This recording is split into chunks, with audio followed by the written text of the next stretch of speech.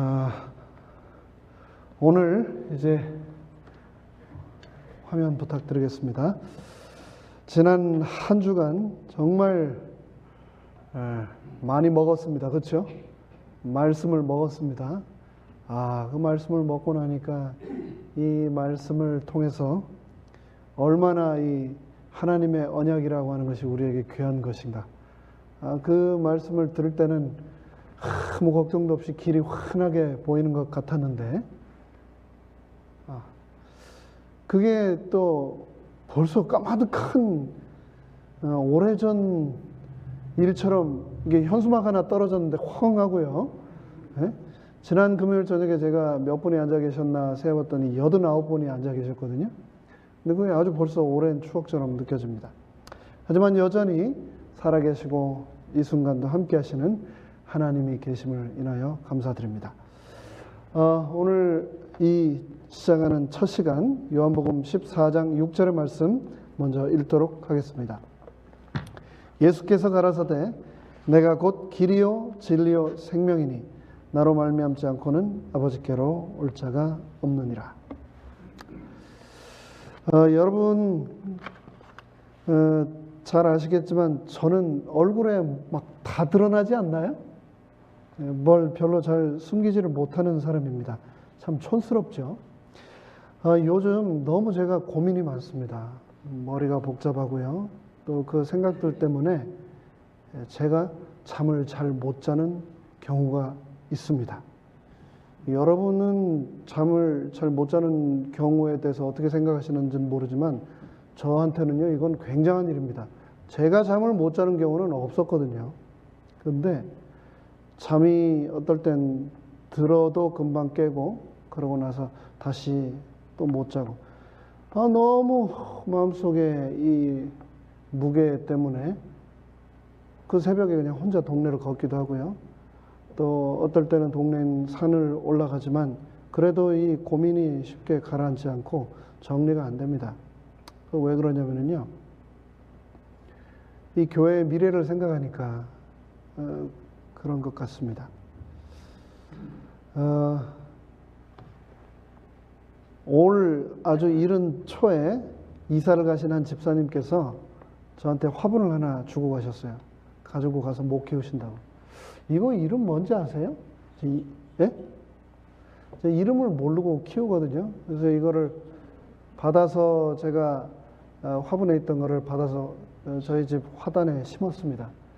근데 이 집사님께서 주고 가신 거라 죽으면 안 돼서 제가 물을 열심히 주는데 그래도 이 잎들이 하나 둘 말라가더니 죽어가요.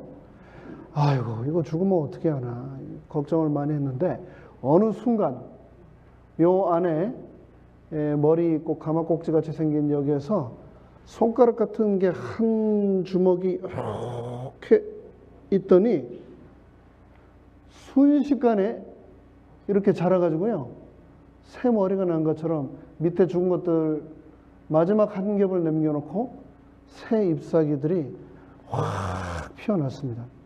걱정을 많이 했죠. 죽을까? 그런데 죽지 않았어요. 왜? 새 잎사귀와 새 가지들이 돋아났기 때문에.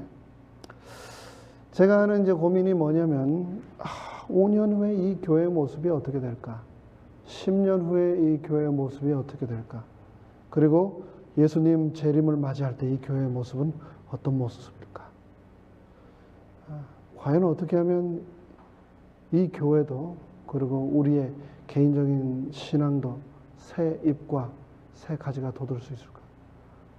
이런 고민을 이 교회 부임하기 전에도 했고 부임해서도 계속 했는데 갈수록 이 고민이 깊어집니다.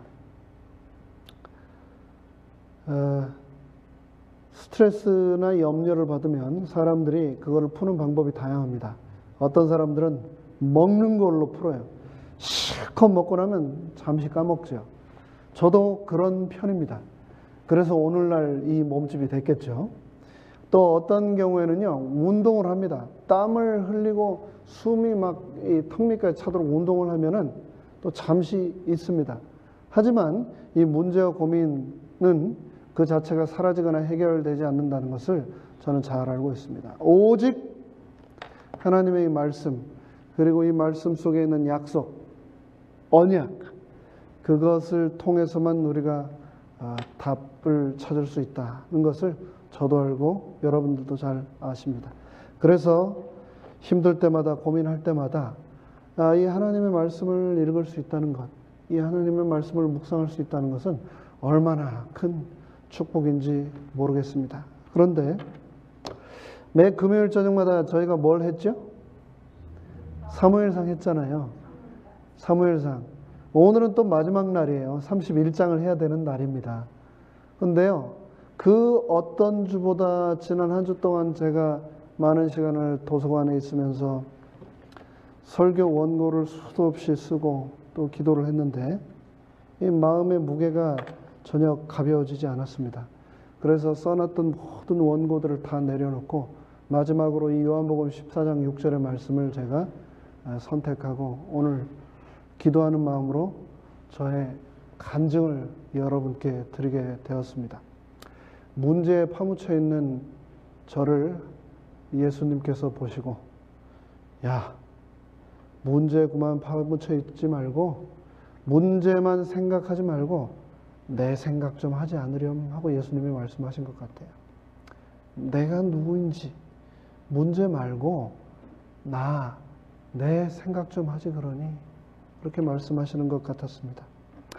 그래서 그 말씀, 예수님이 누구신지, 그분이 나에게 어떤 분인지를 묵상하면서 나누게 된 그 말씀을 오늘 여러분과 함께 나누도록 하겠습니다. 잠시 제가 기도 드리겠습니다. 아버지 하나님, 안식일 시작하는 이 시간, 세상의 모든 무거운 짐들을 내려놓으라 하셨는데 여전히 그것들을 붙들고 부둥켜 안고 몸부림치고 있는 이 불쌍한 죄인의 모습을 주님 불쌍히 여겨 주시옵소서. 이 안식 하나님의 생명의 빛이 우리의 마음을 가득 채우게 하여 주시옵소서. 부족한 이 죄인의 입술을 주님 주장하여 주시고 온전히 하나님의 영광이 당신의 셰키나가 충만한 말씀의 시간 되도록 인도하여 주시옵소서. 예수님의 이름으로 간절히 기도드립니다. 아주 유명한 소크라테스가 너 자신을 알라 그런 말을 했었죠. 그런데요, 무슨 생각으로 그런 말을 했는지는 모르겠습니다. 근데 이게 굉장히 아주 무게가 있는 질문입니다. 그 질문을 받은 사람은 누구나 다 과연 나는 누구인가 라는 생각을 하게 되죠. 그런데 내가 누구인가를 알기 위해서 선행되어 해결돼야 되는 것은 성경에서 말하기를 바로 예수님이 누구인가를 알아야 된다라고 말을 하고 있습니다. 예수님이 누구이신지를 알아야만 바로 내가 누구인지를 알 수 있다. 그런데 특별히 이 요한복음에는 예수님의 자기 표현이 굉장히 많이 드러나 있습니다. 예수님과 가장 친밀한 관계를 가졌던 요한이었기 때문에 그것들을 캐치해서 다 기록을 해냈으리라고 생각을 합니다. 무려 23번이나 예수님께서 에고 에이미, 헬라어로 에고는 나라는 뜻이고 에이미는 나는 이다 라는 뜻이지 않습니까? 그래서 에고 에이미라고 하는 표현이 여러 번 등장하는데 대표적인 7가지로 정리를 해보자면 바로 이렇습니다. 예수님께서는 I am the bread of life. 나는 생명의 떡이다. 나는 누구인가에 대한 예수님께서 우리에게 주신 답입니다. 나는 세상의 빛이다. 나는 양의 문이다. 나는 선한 목자이다. 나는 부활이요 생명이다. 나는 참 포도나무이다. 그리고 나는 길이요 진리요 생명이다 라고 말씀을 하셨습니다. 이 많은 말씀 중 마지막 말씀 요한복음 14장 6절의 말씀, 시작하면서 읽었던 이 본문의 말씀을 제목으로 성령님을 이 자리에 함께 초대하도록 하겠습니다. 첫째, 예수님께서는 나는 길이다 라고 말씀을 하셨습니다. 길. 그 말씀을 부조와 선지자 184페이지에서는 이렇게 얘기를 하고 있습니다. 그리스도는 이 땅에서 하늘로 가는 길이다. 예수님이 내가 길이다 라고 하셨는데 그 말의 뜻이 뭐라고요? 어디 가는 길인가? 하늘로 가는 길이다 라고 말씀을 하신 겁니다. 그는 인성으로 이 땅에 접촉하고 신성으로는 하늘과 접촉해 계신 유일한 분이셨다라고 기록하고 있습니다. 이 죄악 세상의 사다리의 끝, 길의 끝을 대고 저 영원한 신성의 땅 하늘에 접촉할 수 있는 유일한 길, 유일한 사다리가 바로 누구라고요? 바로 I am, 바로 나다라고 예수님이 말씀하고 계신 겁니다. 예수는 이 세상과 하늘을 연결시키는 사다리이다. 그 옛날 아버지를 속이고 형님한테 거짓말 치고 죽을까봐 무서워서 야반 도주를 하던 야곱에게 주셨던 약속의 사다리. 예수님께서는 그의 성육신과 죽음으로 새롭고 산 길이 우리를 위하여 성별되었다. 구원을 위한 다른 방도는, 다른 길은 없고 오직 산 길이신 예수님밖에 없다라고 부조와 선지자는 말을 하고 있는 겁니다. 수천 년 전 아버지와 형님을 속이고 도망쳤던 그 야곱조차도 지키셨던 하나님께서 바로 나를 살리기 위해 생명의 사다리를 보내셨는데 그 사다리가 바로 생명의 길 예수님이시다라고 말하고 있는 겁니다. 그런데 요한복음 1장 51절에서 그 말씀을, 그 내용을 반복하면서 또 가라사대 진실로 진실로 너희에게 이르노니 하늘이 열리고, 길이 하늘 끝까지 닿아 있는데 그 하늘이 열렸다라고 말을 하고 있습니다.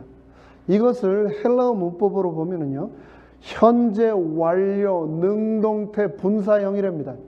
근데 이건 무슨 말인지 전혀 모르셔도 상관없습니다. 이게 한마디로 무슨 말인가?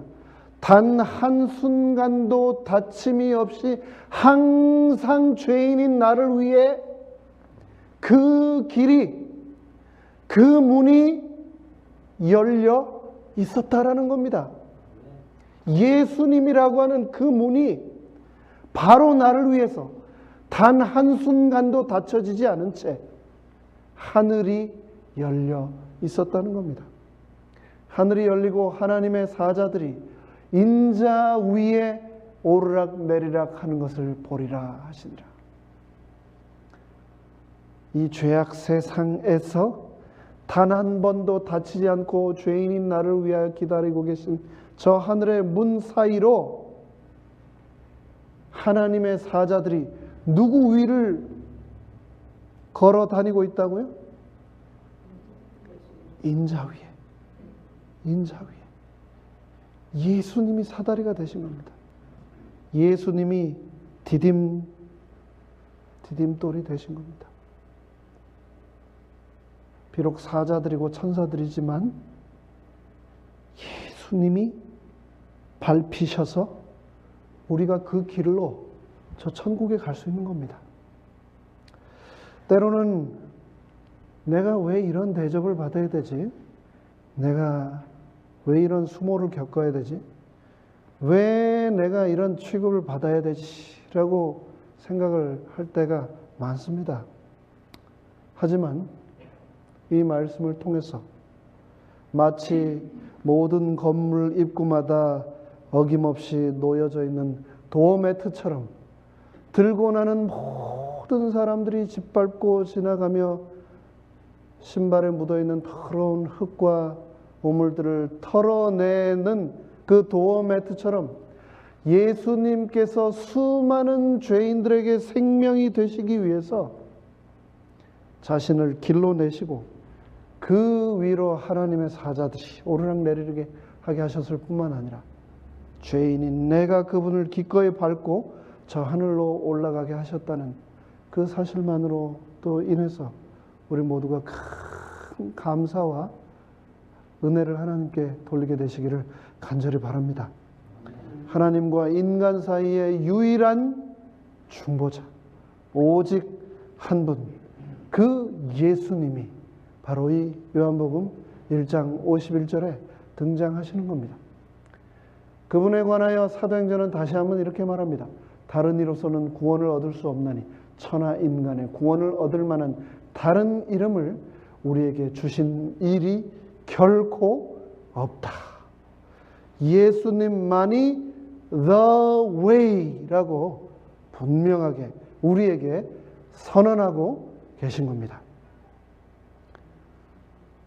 하나님은 한 분이시요 또 하나님과 사람 사이의 중보도 한 분이시니 곧 사람이신 그리스도 예수라.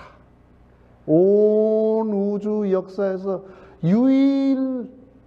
유일무이하신 분, 완전한 하나님이시자 완전한 인간이셨던 그분.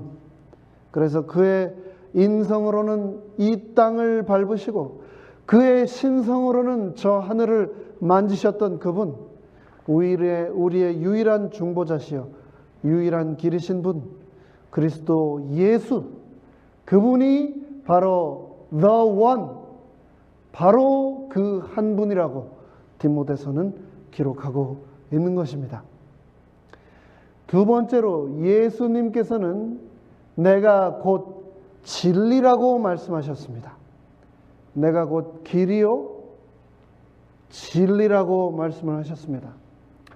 이 요한은 자신이 쓴 이 복음에서 진리라고 하는 말을 굉장히 자주 사용했습니다. 그런데 이 진리라고 하는 말을 정말 쉬운 아이들의 말로 바꾼다면 사실이라고 말할 수도 있을 것입니다. 우리가 자주 사용하는 말 중에 내가 진리교회인 재림교회 일원이 된 것에 하나님께 감사드린다 라는 말이 있습니다. 그 말은 우리가 믿는 모든 것들이 성경에 비추어 볼 때 분명히 다 사실이라는 겁니다. 사실임에도 불구하고 믿지 못하는 교회들이 이 땅에 얼마나 많습니까? 하지만 우리는 성경에 있는 사실을 그대로 믿는 교회, 재림교회, 진리교회 아닙니까? 진리라고 하는 말은 오류나 거짓이 아닌 있는 그대로라고 하는 것을 말하는 대표적인 표현 중에 하나입니다. 요한복음 8장 32절에서 그 진리에 대해서 말하기를 진리를 알지니 진리가 너희를 어떻게 한다고요? 자유케 한다라고 말씀했습니다. 그렇습니다. 내가 자유롭지 못한 것은 내 안에 무엇이 없기 때문에요? 진리가 없기 때문이다 라는 것을 우리는 여기서 알 수 있습니다.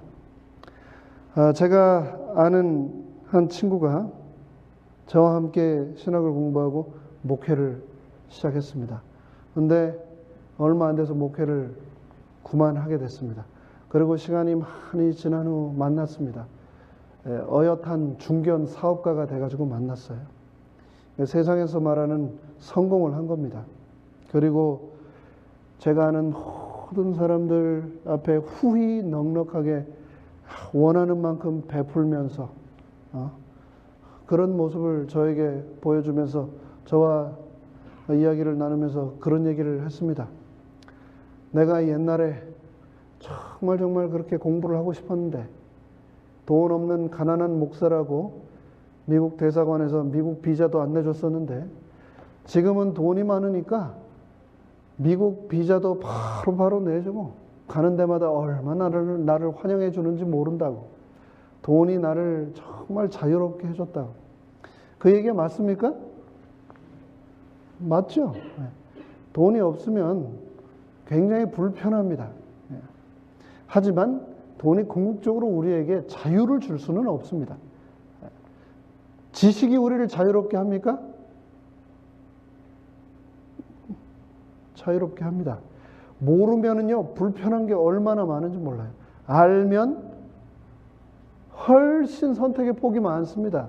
하지만 지식이 우리에게 성경이 말하는 이 자유를 줄 수 있습니까? 그렇지 않습니다.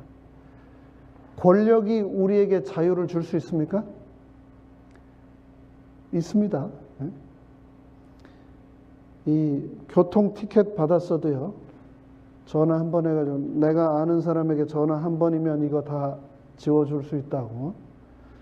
전화하면은 없어집니까? 없어진다고요. 그러나 권력이 성경이 말하는 그런 자유를 우리에게 줄 수 없습니다. 임기가 끝난 우리 한국의 대통령들을 보십시오. 임기 중에는 그들이 원하는 모든 것을 할 수 있는 것처럼 자유로운 존재처럼 살아가지만 그 시쳇말로 날아가는 새도 떨어뜨린다고 하는 그런 권력을 가졌던 그런 분들이 임기가 끝나면 하나같이 자유를 잃고 수갑이 채워진 채 똑같은 유니폼 입고 가슴에다가 숫자를 달고 다 큰 집으로 가지 않습니까? 우리를 자유롭게 하는 것은 돈도 아니고 지식도 아니고 권력도 아니고 뭐라고요? 진리가 우리를 자유케 한다라고 성경은 분명하게 말하고 있습니다. 그렇죠? 우리를 자유롭게 하는 것은 진리이다. 진리이신 예수님을 아는 것 외에는 우리가 진정한 자유를 맛볼 수 없다라고 말을 하고 있는 겁니다. 예수님은 자신의 사명을 포로된 자에게 자유를 선포하는 것이다 라고 선언하셨습니다. 주의 성령이 내게 임하셨으니 이는 가난한 자에게 복음을 전하게 하시려고 내게 기름을 부으시고 나를 보내사 포로된 자에게 자유를, 누구에게 포로된 자일까요? 죄와 세상 염려에 포로된 바로 나에게 자유를 주시려고, 눈먼 나에게 다시 보게 함을 주시려고, 또 세상 짐에 억눌린 나를 자유케 하고 은혜를 주시려고 예수께서 이 땅에 오셨다라고 스스로의 사명을 예수님이 선포하고 계신 겁니다. 내 삶이, 내 인생이 자유롭지 못하고 근심의 포로로, 노예로 살아가고 있지는 않은가? 그렇다면 내 삶에 필요한 그분이 바로 누구시라고요? 예수님이다 라고 성경은 말을 하고 있는 겁니다. 그리고 진리를 받아들인 자들에게는 그런 자유를 주겠다고 성경에서 약속을 하신 겁니다. 고린도후서는 주는 영이시니 주의 영이 계신 곳에는 무엇이 있다고요? 자유함이 있다라고 했습니다. 내가 주의 영과 동행하는 삶을 살고 있는가? 내 안에 주의 영이 계신가? 주의 영이 나와 함께 한다면 나에게 진정한 자유가 있을 것이다 라고 성경은 말하고 있는 겁니다. 내 인생이 연로함으로, 질병으로, 경제적인 문제로, 관계의 문제로, 중독의 문제로, 죄의 문제로 고통 가운데 있다면 주의 영이 계신 곳을 사모해야 하겠습니다. 주의 영을 내 안으로 모시기를 더 갈망해야 되겠습니다. 왜냐하면 바로 그곳에 자유함이 있기 때문입니다. 그리스도께서 우리로 자유케 하려고 그분의 자유를 주셨으니 그러므로 굳세게 서서 다시는 종의 멍에, 죄의 멍에를 매지 말라라고 말씀하셨습니다. 그분이 우리에게 주신 것은 종의 멍에가 아닙니다. 그분이 우리에게 주신 것은 자유입니다. 자유를 주장하고 자유를 누리고 두 번 다시 종의 멍에를 매지 말라라고 예수님께서는 우리에게 부탁하고 계십니다. 진리는 우리를 자유롭게 할 뿐만 아니라 요한복음 17장 17절에 의하면 그 진리를 통하여 자유롭게 할 뿐만 아니라 우리를 거룩한 존재로 만든다라고 말씀하고 있습니다. 저희를 진리로 거룩하게 하옵소서. 아버지의 말씀은 진리니이다. 진리를 통하여 하나님의 가장 큰 속성인 거룩함 속으로 우리가 들어갈 수 있다라고 말씀하고 계십니다. 진리는 예수 그리스도로 말미암고 바로 예수님께서 그 진리이심을 우리에게 말하고 있습니다. 세 번째로 예수께서 가라사대 내가 곧 길이요 진리요 그리고 생명이니 라고 말씀하셨습니다. 예수님은 생명이십니다.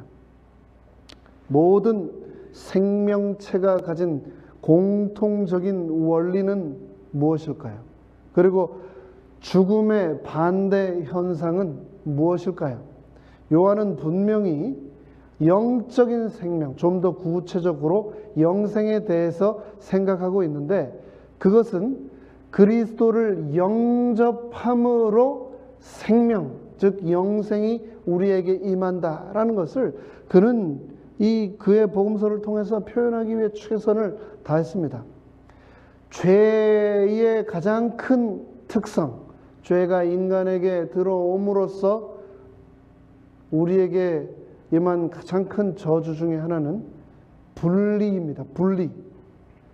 죄는 끊임없이 관계를 분리시키고 교회를 분열시키고 가족을 깨뜨리고 우리의 유니티를 브레이크합니다. 하지만 생명이신 예수님은 부러진 관계를 회복시키고 둘이 되었던 것을 하나로 만드시고 상처를 어루만지고 꼬매셔서 온전하게 만드십니다. 예수님을 통하여서만 영생의 소망이 회복되고 아담의 범죄로 인하여서 잃어버렸던 모든 것들을 생명이신 예수님을 통하여야만이 온전히 모든 것을 회복할 수 있다라고 말하고 있습니다. 도적이 오는 것은 도적질하고 죽이고 멸망시키려는 것뿐이요 내가 온 것은 양으로 생명을 얻게 하고 더 풍성히 얻게 하려는 것이라.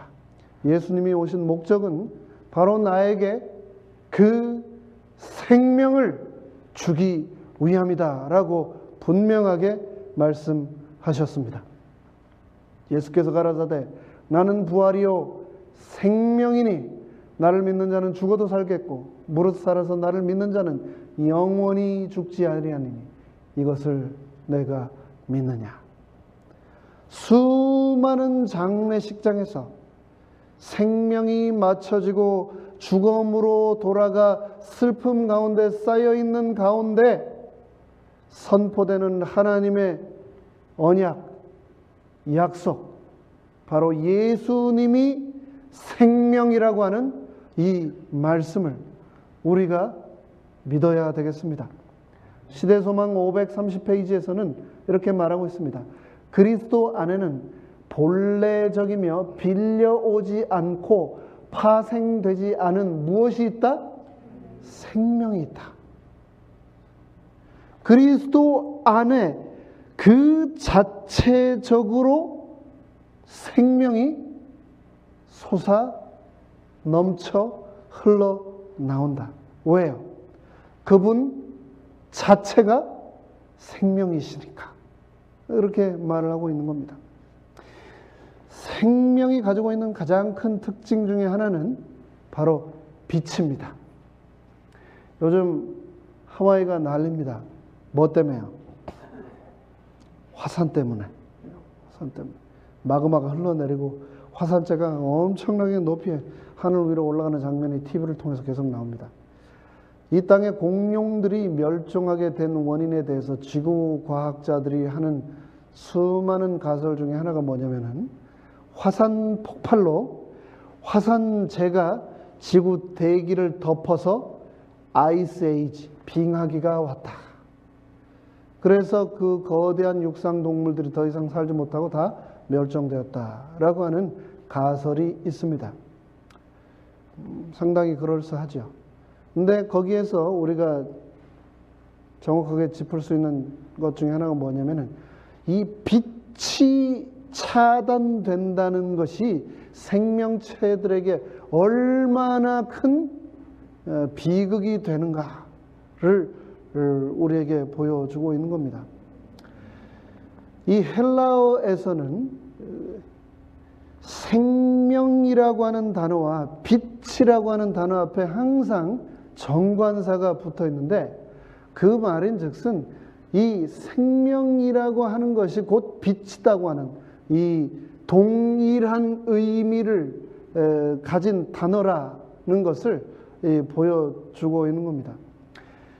예수님이라고 하는 생명의 빛이 나에게 더 이상 전달되지 않고 차단된다면 나는 결코 살아남을 수 없다라는 것을 우리는 기억해야 되겠습니다.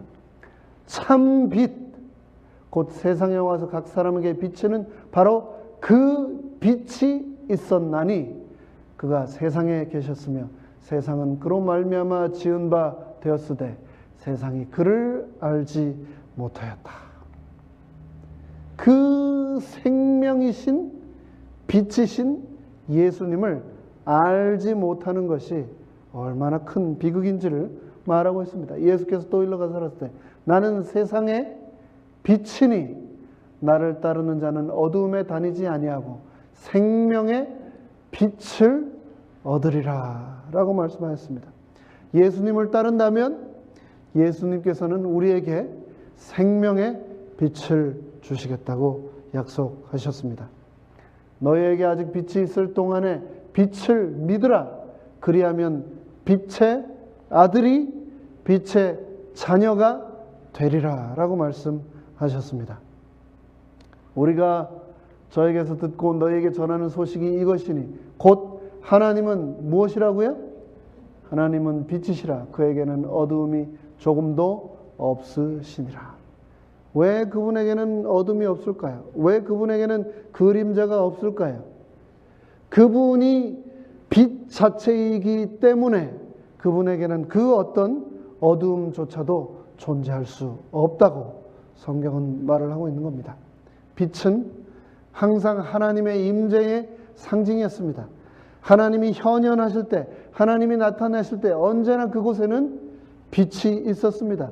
하나님이 무에서 유를 창조하실 때, 그리고 이 지구를 창조하실 때, 하나님이 천지를 창조하실 때 제일 먼저 Let there be light 라고 하셨습니다. 하나님께서는 세상에 빛이 흘러 넘치게 하신 것처럼 내 마음과 생각이 거룩한 사랑과 생명과 빛으로 넘치기를 간절히 원한다 라고 말씀하셨습니다.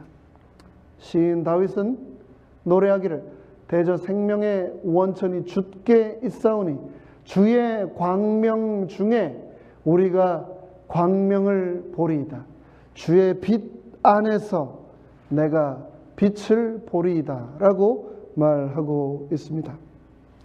생명은 빛이라고 했습니다. 그리고 또 성경에서는 생명은 영생이다 라고 말을 하고 있습니다.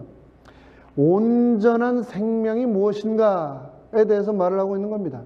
우리가 온전한 생명이란 육신이 살아있는 것만을 의미하는 것이 아니고 우리가 지적으로 존재하는 것만이 아니고 우리가 영적으로도 온전한 존재일 때만 우리가 온전한 생명을 가진 존재이다 라고 말을 하고 있습니다. 사람이 떡으로만 사는 것이 아니요 여호와의 입에서 나오는 모든 말씀으로 사는 줄을 너로 알게 하려 하십니다 라고 성경은 말하고 있습니다. 우리가 신체적으로도 온전해야 되고 지적인 면에서도 균형이 잡혀야 하지만 영적으로 하나님의 말씀을 먹지 않는다면 온전한 생명을 가진 존재라고 말할 수 없다라고 성경은 말을 하고 있습니다.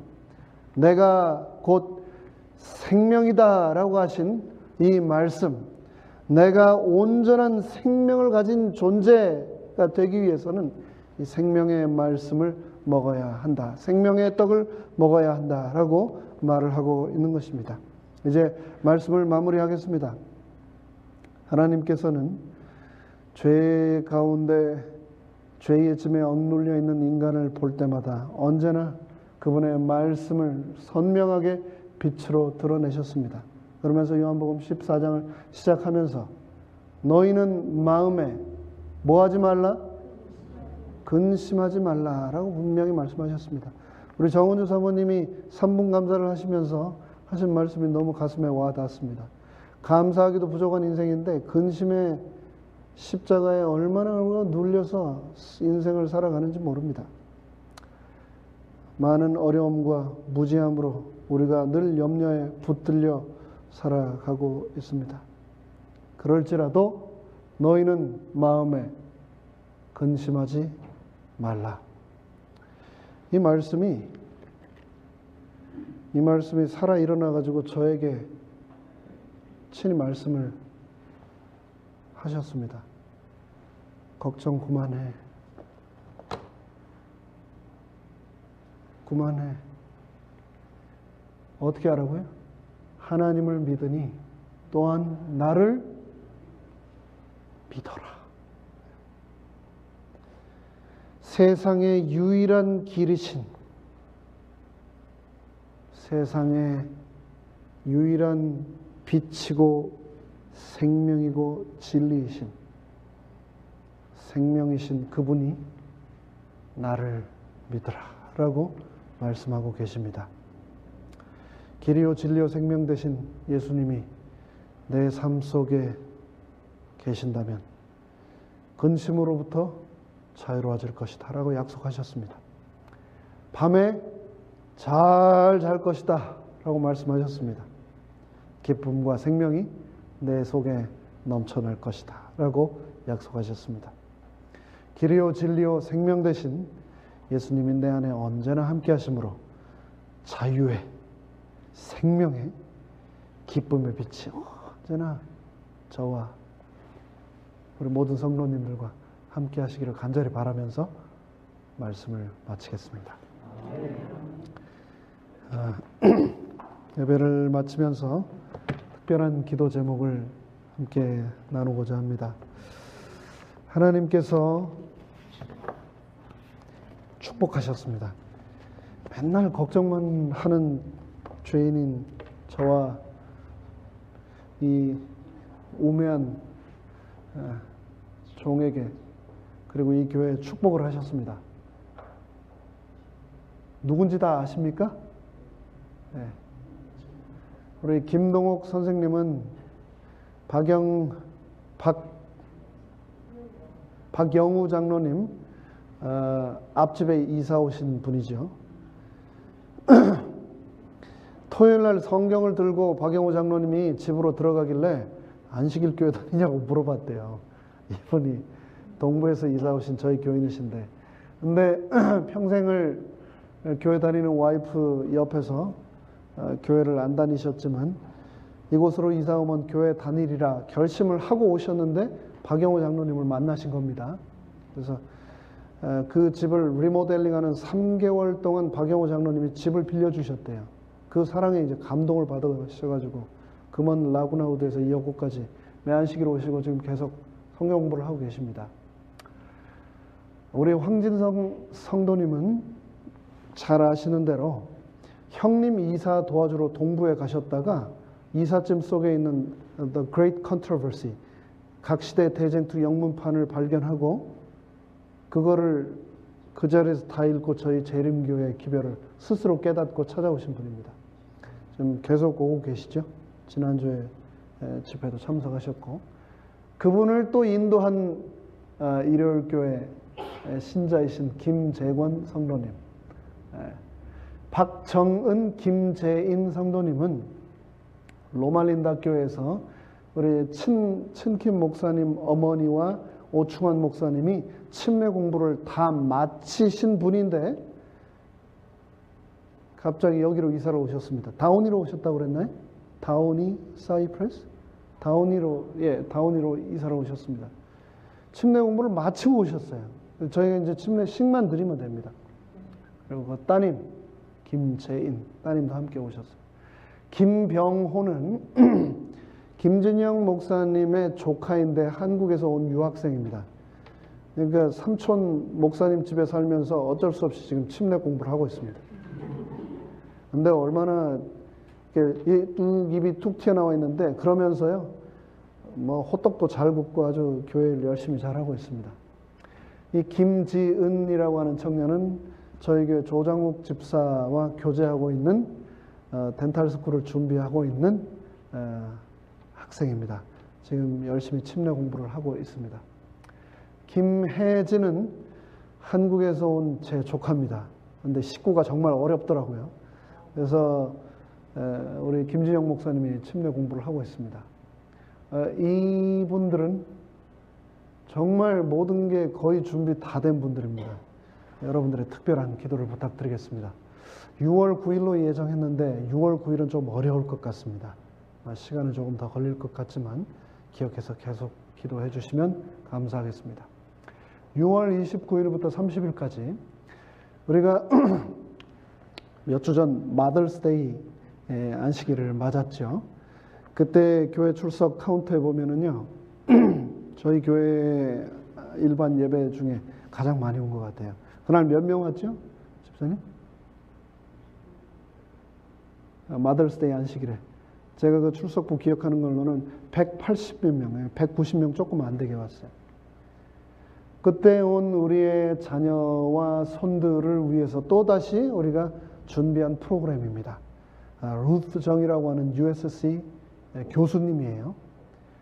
가정과 또 자녀 사역의 전문가입니다. 이분을 금요일, 토요일 그리고 안식일 오후까지 모셔서 세미나도 하고 자녀들을 위한 특별한 순서도 준비하고 있습니다. 이 가정사역 선교 주간 세미나를 위해서 기도 부탁드리겠습니다. 세 번째로 VBS 여름 성경학교를 위해서 기도 부탁드립니다. 여름 성경학교 마지막으로 한 게 언제십니까? 저희 교회? 기억이 안 나면 더 문제인데요, 이거. 성경학교를 언제 하셨는지는 모르겠습니다만 작년에는 안 했어요, 제 기억에. 그렇죠? 그리고 아마 아이들이 없었던 것으로 추정이 되고 오랫동안 안 하지 않았을까 생각이 됩니다. 7월 한 달 동안 할 겁니다. 매 안식일마다 4번에 걸쳐서. 그것을 위해 지난 안식일 그리고 또 지난 주중에 제가 또 우리 어린이 선생님과 친목사님 계속해서 미팅을 하고 있고 준비를 하고 있습니다. 매 안식일 우리 직원회에서 주신 좋은 제안으로 VBS를 위한 특별 헌금을 지금 모금 계속하고 있습니다. 내일이 이제 마지막 안식일이죠. 우리 신순 집사님 총 얼마나 지금 모여졌습니까? 정확하지 않아도 되고요. 대략. 네? 1,800불 정도요? 예. 그리고 그 안식일에 잠깐 광고 시간에 모은 헌금인데 저렇게 많이 모였습니다. VBS를 위해서 기도 부탁드립니다. 행사 자체보다도 거기에 많은 우리 영혼들이 아이들이 올 수 있도록 기도 부탁드리겠습니다. 시간이 많이 지났지만 각자 계신 자리에서 두 분씩 한 3분 정도 기도해 주시고 주기도문으로 예배를 마치도록 하겠습니다. 기도하시겠습니다.